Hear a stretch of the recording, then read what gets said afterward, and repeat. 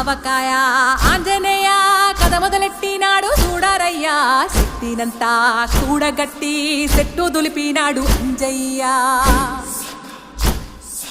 ఎర్ర ఛాయ కోతి అవతార వెంటమాయ కత్తి సేత పట్టకుండా కాయ కోసినాడు కపిలయ్య